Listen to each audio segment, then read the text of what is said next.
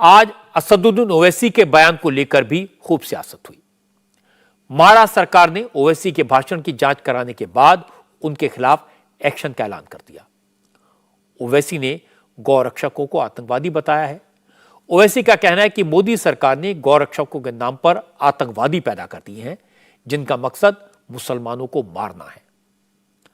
असल में मुंबई के पास ठाणे में असदुद्दीन ओवैसी की पार्टी AIMIM का 2 दिन का अधिवेशन था। इसमें कई प्रस्ताव पास किए गए। इसी में से एक प्रस्ताव था मुसलमानों पर होने वाले अटैक को रोका जाए। इसी अधिवेशन के बाद ओवैसी ने मुंबई के मलाड एरिया में एक पब्लिक मीटिंग की। रैली की तकरीर में उन्होंने गौरक्षा का मुद्दा उठाया। मोदी, बीजेपी और RSS पर हमला किया। ओवैसी ने गौरक्षकों को आतंकवादी बताया और कहा भिवानी में इन्हीं आतंकवादियों ने नासिर और जुनैद को मार डाला। मुसलमान को इसलिए पीटा जाता है कि बीजेपी और नरेंद्र मोदी की सरकार ने गौरक्षक के नाम पर आतंकवादियों को पैदा किया है। ये गाय के रक्षक नहीं है, बल्कि आतंकवादी हैं, दहशतगर्द हैं, टेररिस्ट हैं। हम यकीनन जो कानून है जिसमें कहते हैं कि गाय को नहीं काटा जा सकता, हम उस कानून को मानते हैं। मगर आखिर ये कौन लोग हैं जिनको भाजपा ने, बीजेपी ने ऐसे ऐसे ग्रुप को तैयार किया जिनका मकसद ये है कि जो दाढ़ी और दिखती है, सर पे टोपी दिखती है, उसको मारते हैं, पीटते हैं, उसकी बेइज्जती करते हैं।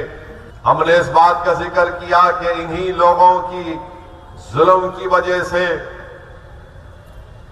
घाटनी का राजस्थान में जुनैद और नसीर को, हरियाणा से ये गुंडे टेररिस्ट आतंकवादी आती है, आकर जुनैद और नसीर को किडनैप करके मारते हुए लेकर जाते हैं। किसकी गाड़ी में?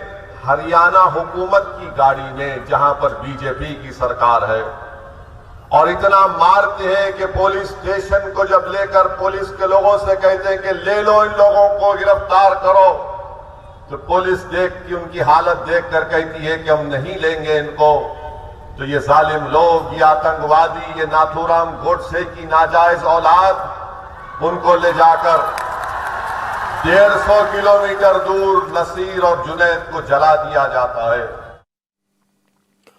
ओवैसी ने गौरक्षकों को आतंकवादी बताया तो बीजेपी के नेता भड़क गए।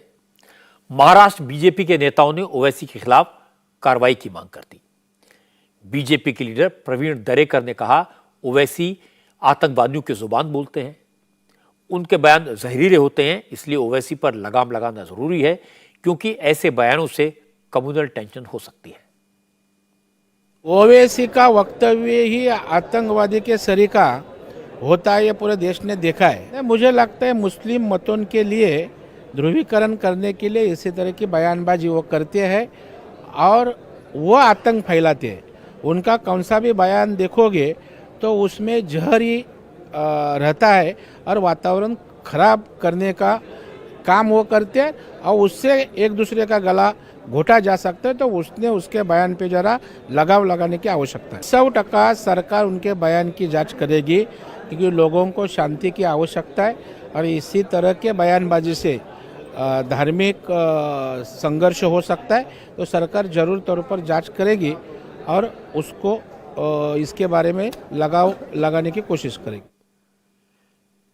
बीजेपी के लीडर और महाराष्ट्र सरकार में मंत्री गिरीश महाजन ने कहा कि ओवैसी अपनी मौजूदगी दर्ज कराने के लिए ऐसे बयान देते हैं, उसका कोई फायदा नहीं होने वाला।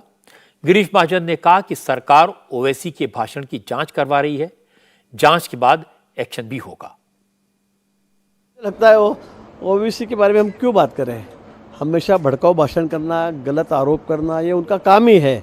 बस अपने समाज को उकसाने का काम वो करते रहते हैं। एक अपनी वोट बैंक उनको शाबुत रखनी है, थोड़ा बहुत उनका प्रेजेंस बताना है समाज में, वही काम उनका है। जब तक वो ऐसे भड़काऊ भाषण नहीं करेंगे तब तक उनकी दुकान चलने वाली नहीं है। कहा मोदी जी और कहा ओवैसी, लेकिन जब तक वो मोदी जी के बारे में कुछ नहीं कहेंगे तब तक उनकी दुकान नहीं चलने वाली।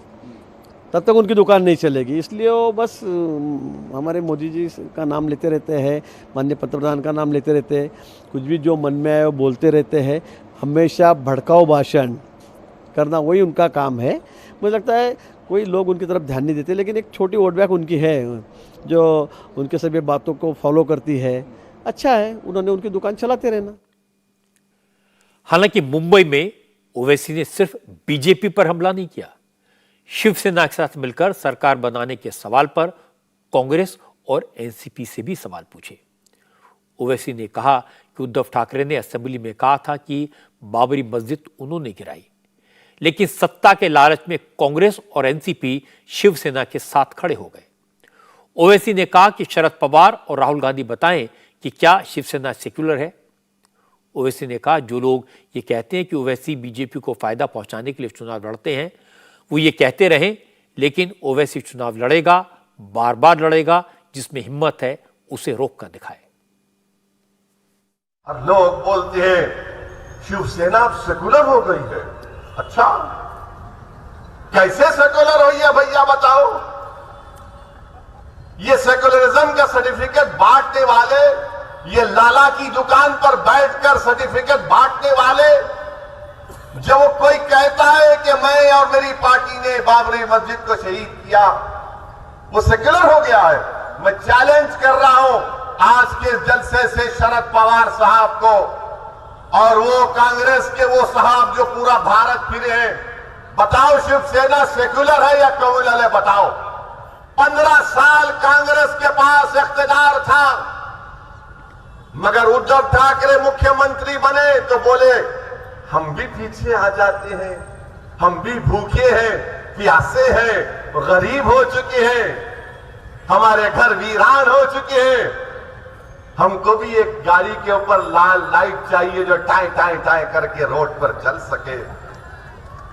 कांग्रेस दौड़ते हुए गई, उद्धव ठाकरे के दामन को पकड़ लिया। राष्ट्रवादी कांग्रेस ने कहा, जब राष्ट्रवादी कांग्रेस तो सुबह कितने 8 बजे 6 बजे सुबह 6 बजे उठ के अजीत पवार और देवेंद्र फडणवीस दोनों सगे भाई बन गए। सगे भाई बन के गवर्नर ने उनको शपथ भी दिला दी। ऐसा नजर आ रहा था कि मेले में दोनों भटक गए थे, बचपने में मिल गए आकर। वो सेक्युलर हो जाते हैं और ओवैसी इलेक्शन लड़ा तो वोट काटता है। यानी आपको सिर्फ इख्तियार से मतलब है, किसी से मतलब नहीं है। और हम पर इल्जाम लगाते कि ओवैसी खड़े होगा चुनाव में तो इनको फायदा होता, इनको फायदा होता। सुन लो, जो मजलिस इत्तेहादुल मुस्लिमीन के इलेक्शन लड़ने के खिलाफ है, मैं भारत के संविधान के तहत इलेक्शन लड़ता हूं और लड़ता रहूंगा। मेरी जिंदगी मेरी नाकामियों पर बनी है।